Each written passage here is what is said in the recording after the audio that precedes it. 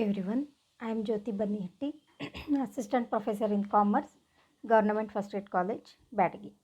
In this session, I am going to explain about audit of payments with regard to payments to creditors. So, payments to creditors ಅಂದ್ರೇನು?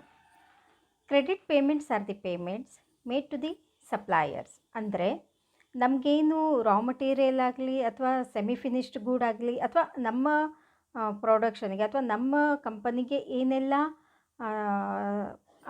ಇದು raw materials whatever it is ಬೇಕಾಗಿರುತ್ತೋ ಅದನ್ನು ಯಾರೆಲ್ಲ supply ಮಾಡ್ತಾರೋ ಅವರಿಗೆ ನಾವು ಮಾಡ್ತಕ್ಕಂತಹ payment. In case ನಾವು ಅದನ್ನು ಕ್ರೆಡಿಟ್ ಬೇಸಿಸ್ ಮೇಲೆ ತೊಗೊಂಡಿದ್ರೆ ಅದನ್ನು ನಾವೇನಂತ ಕರಿತೀವಿ, ಕ್ರೆಡಿಟ್ ಪೇಮೆಂಟ್ಸ್ ಅಂತಂದು ಹೇಳಿ ಕರಿತೀವಿ. So credit payments are the payments made to ಸಪ್ಲೈಯರ್ಗೋಸ್ಕರ ಮಾಡಿರ್ತಕ್ಕಂತಹ ಪೇಮೆಂಟು.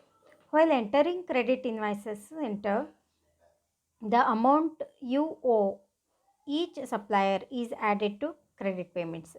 You owe ಅಂತಂದರೆ ಇಲ್ಲಿ ನೀವು ಕೊಡಬೇಕಾದ ಅಂತ ಅರ್ಥ, ಅಂದರೆ ನಿಮ್ಮಿಂದ ಕೊಡಲ್ಪಡುವ ಅಂತ ಅರ್ಥ. ಸೊ ಈ ಕ್ರೆಡಿಟ್ ಇನ್ವಾಯ್ಸಸನ್ನು ಎಂಟ್ರಿ ಮಾಡುವಾಗ ನಾವು ಸಪ್ಲೈಯರ್ಸ್ಗೆ ಕೊಡಬೇಕಾದಂತಹ ಪ್ರತಿ ಅಮೌಂಟು ಆ ಕ್ರೆಡಿಟ್ ಪೇಮೆಂಟ್ಸಿಗೆ ಆ್ಯಡ್ ಆಗ್ತಾ ಹೋಗುತ್ತೆ.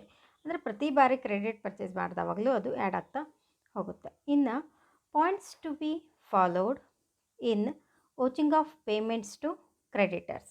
So points to be followed in vouching of payments to creditors.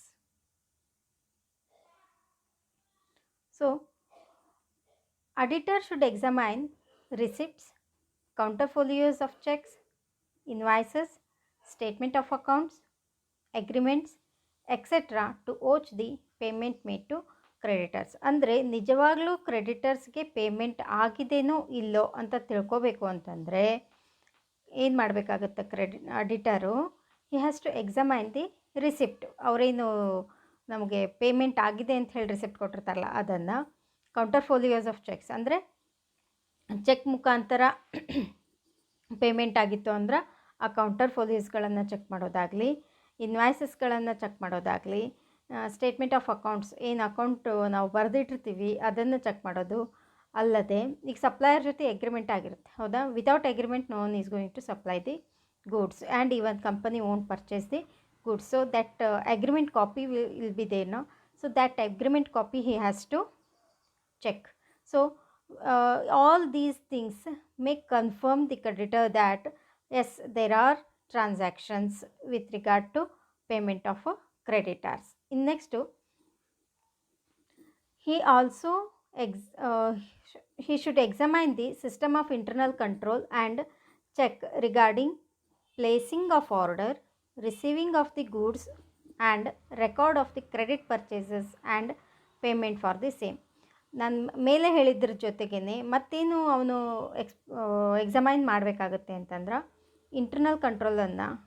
ಅಂದರೆ ಇಂಟರ್ನಲ್ ಕಂಟ್ರೋಲ್ ಸಿಸ್ಟಮಲ್ಲಿ ಏನಾಗುತ್ತೆ, ಪ್ರತಿಯೊಂದು ಟ್ರಾನ್ಸಾಕ್ಷನ್ಸ್ಗಳು ಅಲ್ಲಿ ಎಂಟ್ರಿ ಆಗ್ತಾ ಹೋಗುತ್ತೆ. ಸೊ ಅದು ಕರೆಕ್ಟಾಗಿದೆಯೋ ಇಲ್ಲೋ ಅಂಥೇಳಿ ಚೆಕ್ ಮಾಡಬೇಕು. Check regarding placing of order, ಬರೀ ಪೇಮೆಂಟ್ ಆಗಿದೆನಾ ಅಥವಾ ಆರ್ಡರ್ ಪ್ಲೇಸ್ ಮಾಡಿದಾರಾ.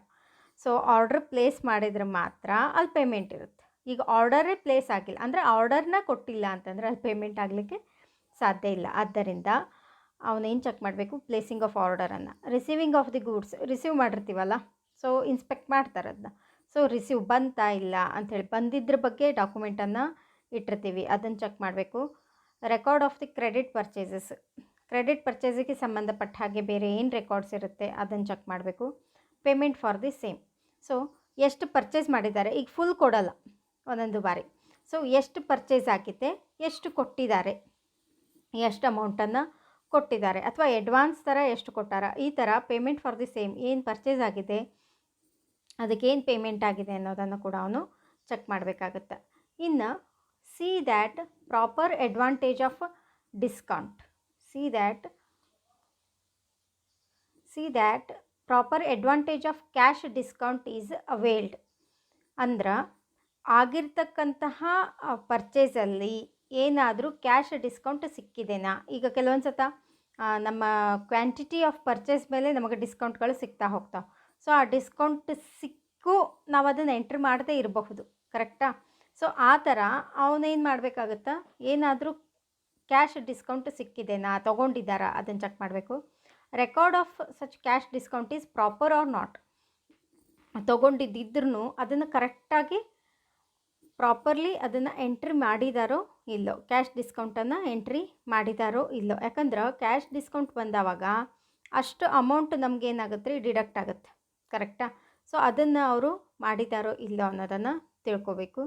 ಜೊತೆಗೆ see that rejection of goods from creditors are properly recorded or not. ಅಂದ್ರೆ ಯಾವುದಾದ್ರೂ ಗೂಡ್ಸು ರಿಜೆಕ್ಟ್ ಆಗಿದ್ದರೆ, ಕ್ರೆಡಿಟಾರ್ಸಿಂದ ಯಾವುದಾದ್ರೂ ಗೂಡ್ಸು ರಿಜೆಕ್ಟ್ ಆಗಿದ್ದರೆ ಅದನ್ನು ಕೂಡ ಕರೆಕ್ಟಾಗಿ ರೆಕಾರ್ಡ್ ಮಾಡಿದಾರೋ ಇಲ್ಲೋ ಅನ್ನೋದನ್ನು ಅವನು ಚೆಕ್ ಮಾಡಬೇಕಾಗತ್ತೆ.